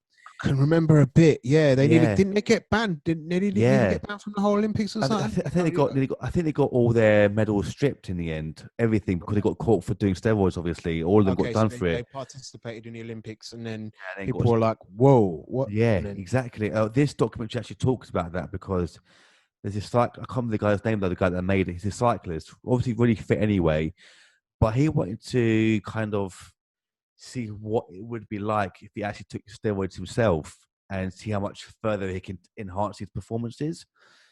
And obviously, he's a super fit guy anyway, but he goes, how much further can I be? How much better can I be if I took performing enhancing drugs or steroids? So he met up with this doctor who agreed to do it with him, and they were filming the whole process. But then as they were filming it, this doctor they met up with, I think it was a doctor, don't quote me on that. I think it was a doctor. He was actually the one who prescribed the Russian Olympians with the steroids. Wow. So they caught him at the right time or the wrong time. If that makes sense to caught him. So it's like literally got back and forth interviews with everyone, and he's actually describing how the whole thing got done. And it's like a Mission Impossible film, basically. Like okay, so a clean athlete or a clean person would have their urine sample in this drug, for instance, and they would cut a hole in the wall here and transfer it to here with the Russian Olympians, and they'll do it this way and that way. And bro, it's really, really next level Mission Impossible stuff. Check it out. I won't spoil it for you, but watch it. It's wicked. Because it's mental. Because again, referring to some of the Rogan podcasts with the UFC guys and stuff, how again, I'm not the guy to provide solid facts, so you can't quote me on this. But they were saying what some geezers would do is they would take steroids, and then depending on the type of steroid, again, I'm no medical expert, so calm yourself, Mr. Button Bashing guy. He's like, I know. Apparently, the type of steroids they'll be on would lower the testosterone or lower the hormonal balance. Yeah. Balance. So they take the steroids, get the benefits that they gain from the roids, and then they go to a doctor and be like, yeah, listen, my hormone count is well low. And then they'll get the hormone supplement. And that's again, in a way, arguably was kind of enhancing their performances, apparently. Yeah. Again, I'm not going to get quoted. Don't quote me on any of this because it could all be wrong. But yeah, it's mad because the original, of course, as we know, the original use of steroids was to help heal people. That's what the original use intended it for. And obviously, it still does. It still does, yeah. It still does. Scopes, like steroid creams and stuff like that, yeah. Exactly, yeah. And obviously, like suffering from various injuries, steroids are there to help you. And obviously, we know that obviously the bodybuilders have abused it over the years to this and that, and a lot of people come out with it. But it's just watch this Invictus documentary. It's mental how obviously corrupt a lot of things are, but it shows you how complex the actual situations where, in terms of getting obviously clean urine samples to this and that, how they actually did it as well. Like went from this to that, cutting holes in walls, secretly passing it through here and timing it, and it's mental. It's absolutely mental. But I'm not like like yourself. I'm not the most knowledgeable person when it comes to steroids. I just know that what they're used for, and you just watch this documentary. It's mental. It's really good, really Yeah, I'll good. check it out. Yeah. But I want to watch the Snake one as well. But he's got a lot of stories though. Actually, I might take my headphones off now. Come into my hearing. Like his stories though. Check the Snakes. I watched the whole podcast again a few days ago. I'm watching the DDP one now. Diamond Dallas Page. Oh, there's a Diamond Dallas Page one. Yeah, he's a very inspirational guy, man. I love what he's doing because obviously he's DDP Yoga, which is around for 11 years. I think 13, 14 years now, give or take. Honestly, wow, I didn't know that. You didn't know about he's got his own yoga, and No, I didn't. wow, it's incredible, man. Like what he's done with that, he's helped so many people with that.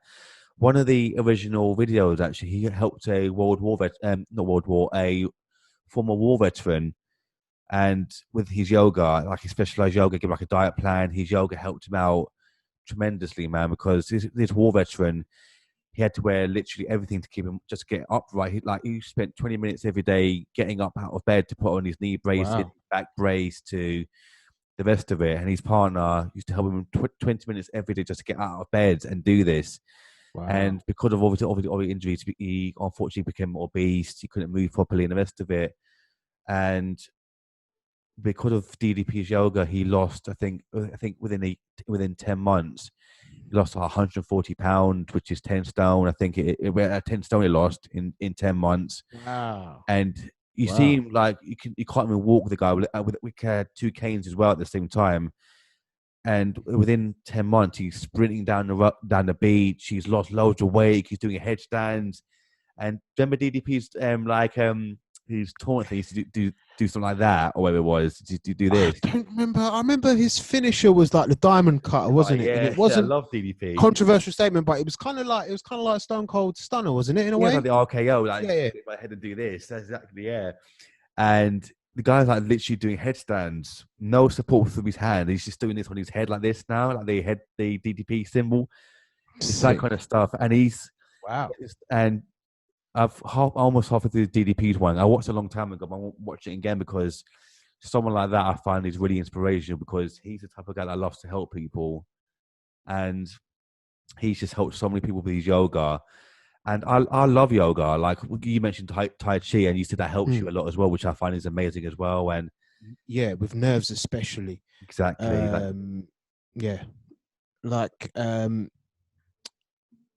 It's funny because I got into Tai Chi through my sister's son Matt Leung, Dr. Leung, who's a legend of a man, good friend of mine. Because you're talking about kind of, I mean, I don't think I was as bad as obviously wasn't as bad as the gentleman you just mentioned with Diamond Dallas Page, but I kind of, through my 20s, I was quite obese, and it was through Tai Chi and like my sister basically saying, look, you're in trouble, man.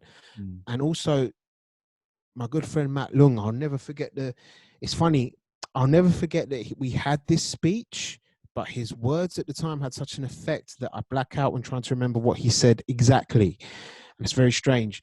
And he phrased things in a way that just made me go, well, I've got to lose weight. And Tai Chi was a kind of, through different Tai Chi guys, I discovered kettlebells, and those exercises were a massive help for me to lose weight.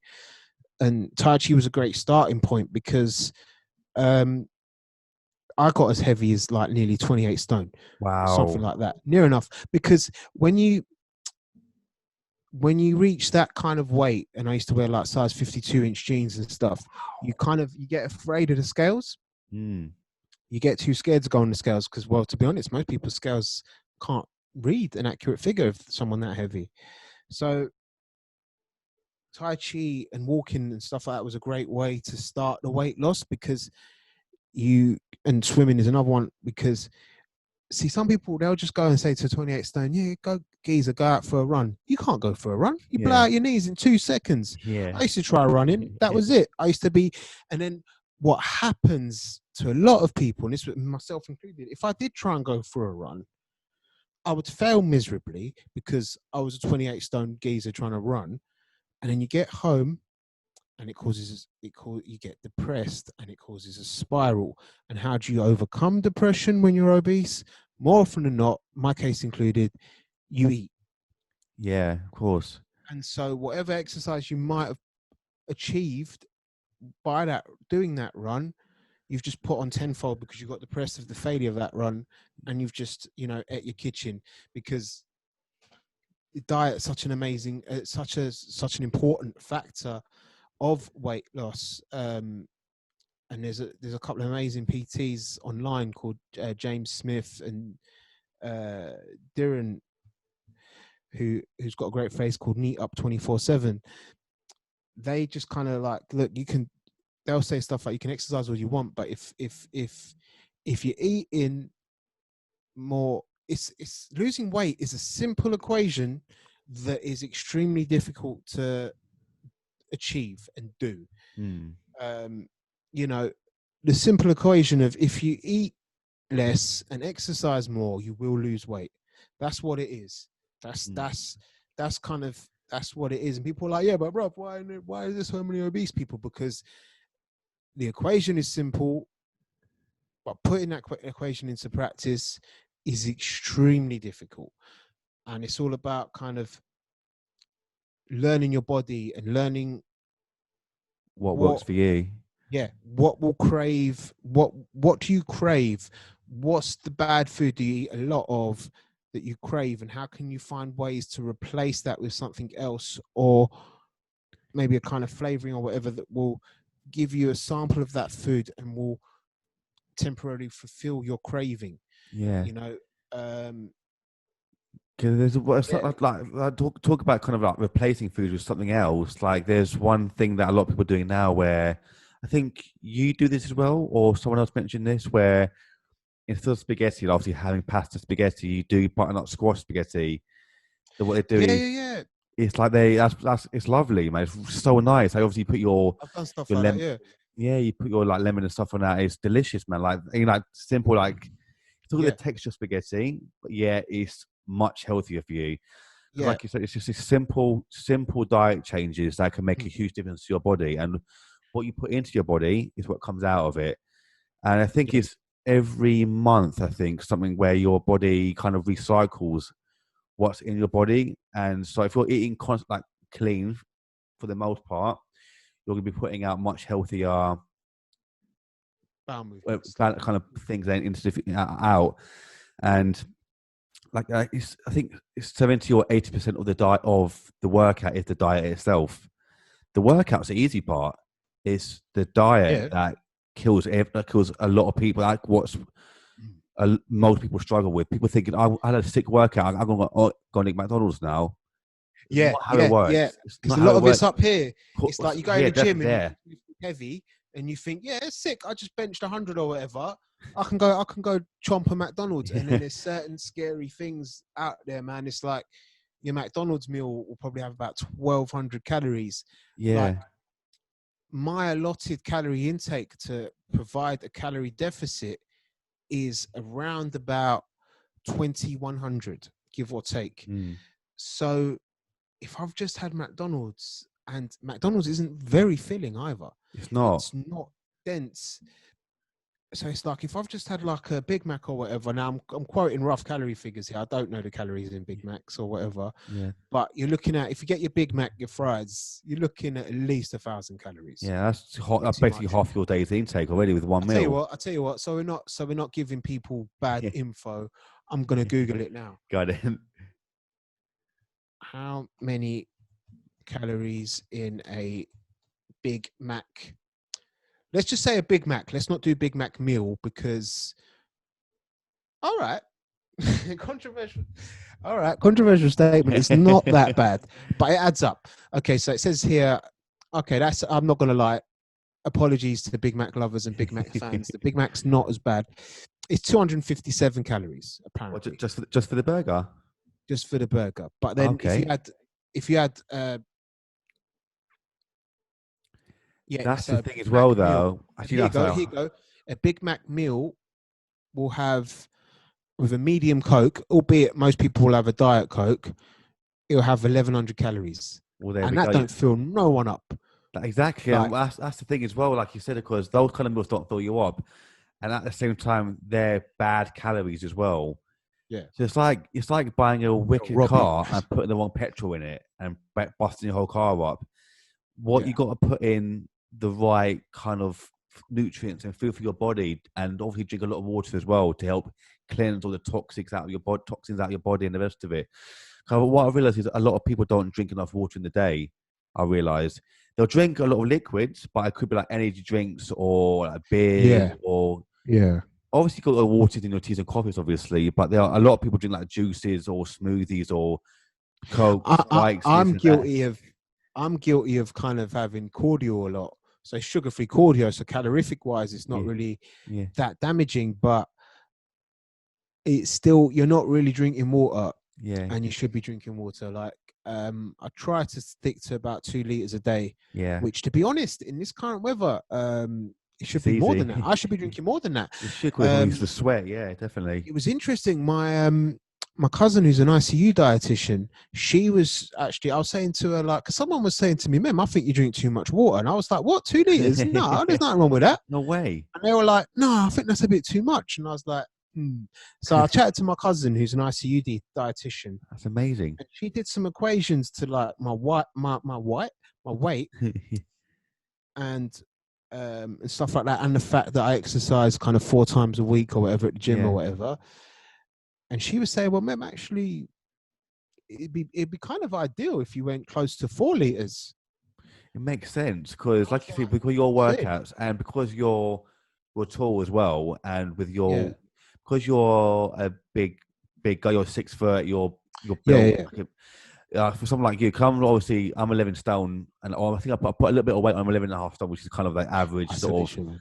Yeah, so I'd like drink a minimum of 2 liters a day. But for someone who's obviously a bit bigger like yourself, like a bulky guy, but in amazing shape though. Like the amount of weight you've lost of the, cause I've known you for years, and you've got amazing shape now. You've lost so much weight, but you still got that good bulk to you. And I'm just so proud of you, man. Like you've lost so much weight, you still got a Like, man. wicked shape on you, man. So because I Like, know obviously a bit bigger, like they'll probably need a bit more water. So 4 liters a day if you can, yeah, in it half to makes four, sense. makes Like, sense.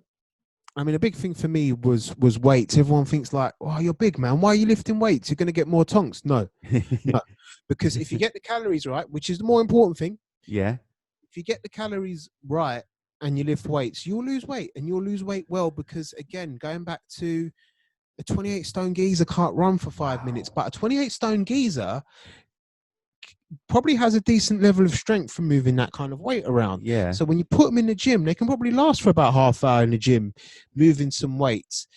And it's also, is again, and I refer back to it being psychological. If they've kind of achieved certain goals that they've set in the gym, which is quite an important thing to go into the gym, you should always test like little strength goals or an increased repetition of it in an exercise, or doing your form cleaner, which I'm guilty of not doing it sometimes, but because they'll be like, right, sick, I've just deadlifted this amount. Deadlifts are great exercises. It's funny, deadlifts are great exercises because they work a lot of the body, but also they're frowned upon, which I like doing deadlifts, but they are frowned upon in certain aspects. I found it very interesting that a strongman, again, referring to another podcast by Joe Rogan, called Roy Orbison. yeah. He's saying, yeah, like if you play basketball or American football or whatever, they don't let you deadlift because of the risk of injury, but it's a great I've seen exercise that. because you Yeah. work a lot of the body. But Mm. obviously it's easy to get wrong with your form and mess up. Of course, I can't remember seeing that as well. He actually said there's actually literally no point of doing a deadlift, like you said, because. Yeah, he did. So I'm kind of contradicting myself here a little bit, But no, but yeah, what you going mean, back to, because deadlifts are, like, I think they're one of the three power movements. I've got the deadlifts, got the bench, and the squat. Yeah, They're and like then, 3 major power movements. yeah, and I actually I stretch it to the big. I say the big four, and I add overhead press to that as well. Could do that Because one. Yeah. so good that you mentioned that, because that's such a great factor to weight loss if you can get them exercises in, Mm. like bench press and squats, because you work so much of the body in one hit. It's such a great calorie burner. And again, if you're a guy who's a bit on the bigger side, that's why I can't advise them exercises enough, because you're burning so many calories in one hit. And I guarantee that, and judging off experience, I knew that at 28 stone, I could squat longer with weight than I could going for a run. Mm. Now, if I could run for half an hour or squat for half an hour, you could argue that I would burn more calories running. I don't know the exact science on that. I don't know the facts of that. Again, runners, keep your pants on if you're getting fuming with me. But like, 28 stone geezer can't run for half an You hour. can't. Like you said, that's Have a no much reason. bigger cause of injury, because it's such a huge weight, 28 stone on the human body. If you're like someone like a Brian Shaw, for instance, or have to be honest, who are like 6'8", 6'9", then even though that it's still a huge weight, it kind of suits their stature a bit more. Because you're a big guy anyway. You're 6 foot. Yeah, but Like, like, yeah. but They're even so, taste geezers. yeah, like it's a huge amount of weight for the human body to handle, whether it's on the heart, the bones, the joints, everything, and that's why it's that's why it can be a very unhealthy thing. And like for you to run, especially, that's adding extra poundage to those joints. And Yeah. running anyway I don't think it's the best thing to do, because it's constant battering to your joints, to your body. You're basically Yeah, you're like just pounding your joints. You're ruining the cartilage. You're ruining like whatever. everything. I'm not a doctor, but you're just No. mashing things up if you're a Yeah, bigger you geezer. are. Obviously, don't get me wrong. There's amazing benefits if you're a guy that's on the smaller side and you enjoy running. Great. Like, there's amazing benefits to your kind of. I guess there's amazing Cardio, benefits yeah. to being a good runner now, in the sense of the fact that you've got a great lung capacity if you can run for a long time, and that would, I believe, does help when looking at COVID-19 and stuff. But again, I'm being cautious when I mention that stuff, because I'm no expert, and I don't want to be telling geezers to go running just because it will help with that, because it's just a theory. It's just what I've heard. But yeah. Yeah, it's like that's why I think swimming is amazing, because amazing cardio and there's no impact on the body, which is why a lot of people with injuries, or when they try like recovery from such things as potential paralysis from injuries, like they try or to get some kind of motion back through swimming and walking through water and these sort of things. And the swimming it takes all the weight off your body. Obviously, it's no impact, incredible cardio. So for anyone in the future, when things do open again, if we could do more swimming, that would be amazing, because people think swimming is not that good. But for me, on a personal tip, I think swimming is one of the best forms of cardio and overall body exercise you can do. I think it works everything. And that's why you see a lot of swimmers who are lean, yet they've got wicked shape to them as well. There's this swimmer, I can't remember his name, English guy. What, Phelps? No, English guy. Marcus Sorry, Phelps. Yeah, and Marcus Phelps, obviously, he's killer. He's amazing. What's his name? But he's actually quite a funny guy as well. He's done a video with Eddie Hall. Serious? I love Eddie Hall, man. Eddie Hall's he got his own YouTube channel, Eddie Hall. He's done like wicked videos. Yeah, I do follow the YouTube channel. Yeah. What's his name? I'm gonna find it in a minute, actually. But he's done a video together. But his body, though, for me, he got the perfect body, basically, because he's big, but he's ripped. He's not overly big. He's like ripped to bits. He's got the nice size to him. In fact, let me just try and find him now, actually. Yeah, I'm trying to think of the geezer, because I do watch a lot of the Eddie Hall stuff. That we're talking about calories and stuff, but I used to love watching the series he did when he just Eddie Eats America or something. Yeah, where he just takes on like ridiculous amount of munch. But that's the thing. If you can burn an amount that justifies a high intake, then there's nothing wrong with that. Do you know what I mean? Like, I think strongmen need around 10,000 calories a day. They're burning so much. Yeah, because they're moving jumbo jets. Like Like I watched a lot of. I follow obviously Eddie Hall and Brian Shaw as well, and I see the amount of food they eat in a day, and it's ridiculous. Like it puts us to shame. Yeah, Like us, yeah. me. This is I found a guy. His name is Ross Edgley, Okay. and he's Okay. wicked swimmer. Funny guy. He's wicked. Let me show you him quickly. Actually, it's not. It's kind of a blurry picture, but I'm going to share my screen with you guys quickly, or you everyone quickly. It's him on the left hand side. Can you see him? I was saying, yeah. Yeah. Jesus, that's a killer physique. Yeah, it's what I Wow. mean. Because that he's big, but he's not overly big, and he's still ripped. So Ross Edgley, his name is wicked physique, man, sick physique, and obviously that's him. Obviously him as well.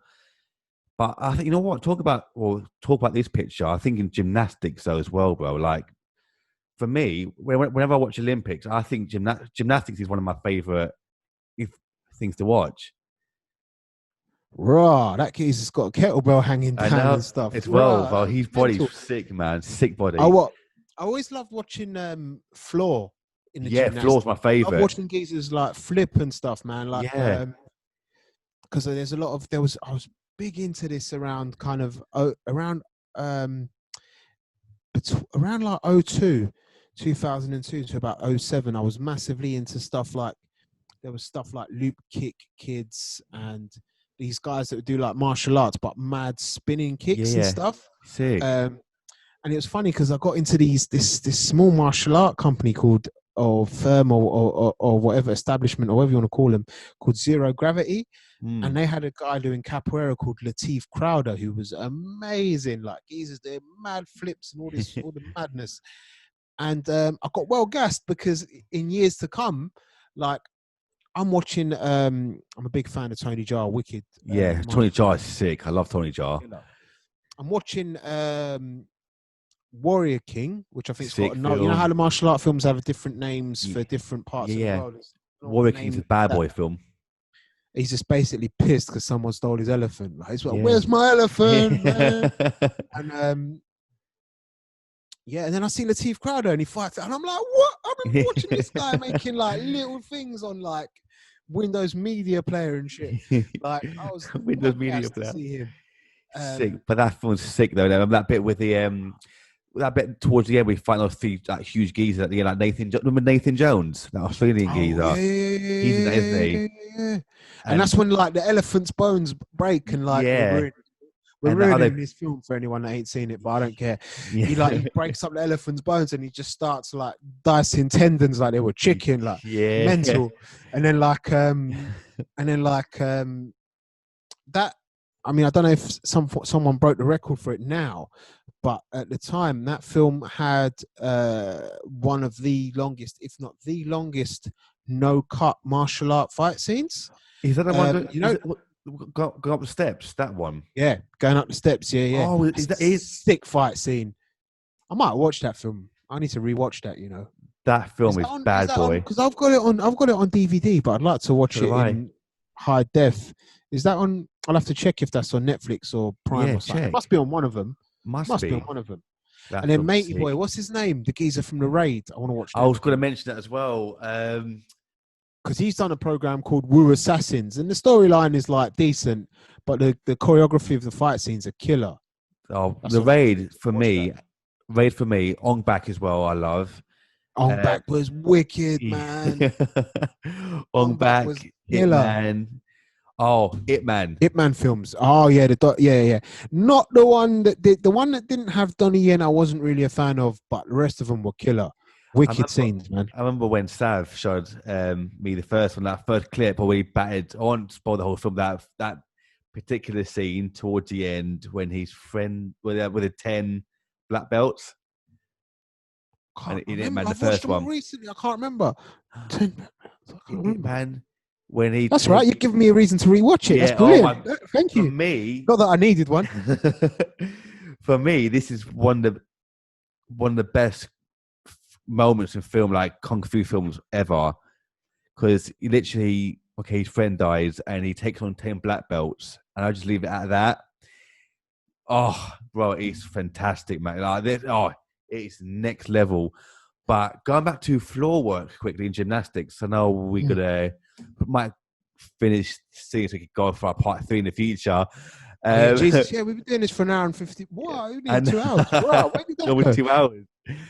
What we're going to do is quickly go back to floor work, because that's one of my favorites as well. Scream from outside. I was just like, what is that? Someone just lost their shit. Anyway, go on. Have you seen this is female gymnast? She got a perfect 10, and she is ridiculous. Caitlin Ohashi, her name is. Check her out. It's like a couple of minute clip only, but it's her floor. She got a perfect 10. Bro, check her out, Caitlin Ohashi. I think that's what her name is. She's amazing. I'll make a note of that now. Yeah, I mean, in fact, yeah, I'll send it to you after as well, actually. But man. Yeah, man. But before we go, though, is there anything you want to promote or anything coming out? Yeah. So I mentioned it earlier, but I'll mention all the stuff again, and I'm gonna be a bit methodical here, so I don't miss anyone out. There's the Lester Clayton stuff. We released N29 and Please, Please, Please, which is out on Spotify and Amazon Prime Music and other platforms. I'll leave the links below. There's the stuff with Anna Ahrens. She just released a track called Her, which I play bass on, and I think she's got another track called Since You Went Away coming out in a couple of days. There's the amazing Facing Jinx that I played bass for on a couple of his tunes. He's got an album coming out. He's got some tracks out today, so do check him out. I've actually check him out. It's Facing Jinx on Instagram. There's the talented Rain, who's got a single called DNA coming out on June the 4th, who I work with. The incredible Evie Rose, she's got some stuff coming out. Was so gassed to hear the masters of that the other day. That Evie Rose actually mentions Evie Rose has a saxophone player on the track, which is Johnny. No way. Evie Rose. So yeah, Evie Rose has Johnny on sax. For those who don't know, Johnny is in the Hip Hop Orchestra and featured on an incredible podcast with the main man Georgio himself. And Joe was on that podcast as well, wasn't he? He was. Joe and Johnny. Shout out to both of them again, actually. Boss players. Wicked podcast. Both of them legends, killer players.